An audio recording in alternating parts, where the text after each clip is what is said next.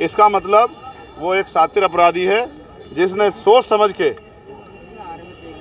ये हत्या की है। उस पर कठोर से कठोर कार्रवाई हो और फास्ट ट्रैक कोर्ट में मुकदमा चले और जितने भी ऐसे अधिकारी हैं जिन्होंने अपने कर्तव्य के प्रति अपने कर्तव्य जिम्मेदारी निर्वहन नहीं किया, उन पर सख्त कार्रवाई हो, जिससे कि और थानों में गरीबों की जो के साथ जुल्म हो रहा है वो जुल्म करने वाले लोगों पे कार्रवाई होना आसान हो जाए। मुझे कहने में बड़ा कोई संकोच नहीं है कि उत्तर प्रदेश में अब बोली लगा के दलितों की हत्या होने लगी। यहाँ की जो घटना है वो बहुत डरावनी है। किस तरह से चैलेंज करके एक 22 साल के बच्चे की हत्या कर दी गई। उसके माँ बाप ढूंढते फिरते रहे, थाने के संबंधित अधिकारियों ने लापरवाही बरती, जिसके कारण आज वो बेटा हमारे बीच में नहीं। और तो और जो आरोपी था उसको इतना समय मिला कि उसने आराम से सरेंडर कर दिया, पुलिस को गिरफ्तार नहीं कर पाई। ये पुलिस का इतना बड़ा फेलियर उसके साथ। और वो सातिर इतना है, जिसको जुनैल बताया जा रहा है, वो इतना सातिर है कि उसने 5 अन्य लोगों के नाम ले दिए कि ये मेरे साथी थे। बाद में पुलिस का जानकारी में अपनी जो कार्रवाई है, अपनी जांच में मानना है कि वो 5 लोग उसमें नहीं थे, ये उसने किसी और मंशा से दिए।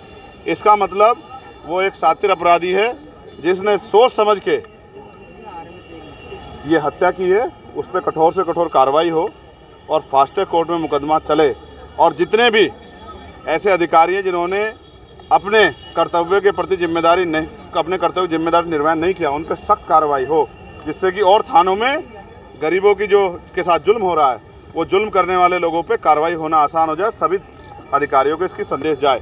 साथ साथ परिवार की हालत बड़ी कमज़ोर है, तो हमने परिवार के लिए 50 लाख रुपए की आर्थिक मदद की मांग की है, क्योंकि उनका जो यही कमाने वाला बच्चा था, इस बिटिया के भी 2 बच्चे हैं और उनके माँ बाप भी वृद्ध हो चुके हैं।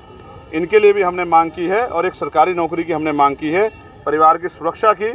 और साथ साथ उसमें जो संलिप्त और लोग हैं, जिनका पुलिस द्वारा भी बताया गया कि और भी लोग उसमें शामिल हैं, उनको भी जो है जल्दी जल्दी जानकारी करके और उनको भी सख्त से सख्त सज़ा जो है मिले, उनको गिरफ्तार किया जाए और संरक्षण करने वाले अधिकारियों पे, लापरवाह अधिकारियों पे कार्रवाई हो, ऐसी हमने मांग की है। इसके अलावा भी बहुत सारी घटनाएं, जैसे एक मामला संज्ञान में आया है जो नशा मुक्ति केंद्र का है कि उसमें दूसरी हत्या हुई, पीट के हत्या की गई है, उसमें भी। और कई ऐसे मामले जो यहाँ के SPRA को और यहाँ के SSP को और यहाँ के ज़िले के अधिकारियों को हमने बताए हैं। तमाम तरह से ऐसा लगता है कि उत्तर प्रदेश सरकार में गुंडों को खुली छूट मिल गई है कि वो कमज़ोर वर्ग के लोगों का जितना चाहे दमन करें और उन पर कोई कार्रवाई नहीं होगी। हम ये उम्मीद करते हैं आज की इस घटना के बाद, और ये जो हज़ारों लोग आज यहाँ अलीगढ़ में इकट्ठा हुए हैं, इनके आक्रोश को समझते हुए जिला प्रशासन, पुलिस और सरकार इनका मजबूती से संज्ञान लेगी। और अगर नहीं संज्ञान लेगी तो हमें अपने लोगों के संरक्षण के लिए एक बड़ा मोर्चा जो है जिले वाइज निकालना पड़ेगा। हम किसी भी कीमत पे जुल्म जाते बर्दाश्त नहीं करेंगे और गुंडों को सज़ा मिले, इसके लिए हम लगातार संघर्ष करते रहेंगे।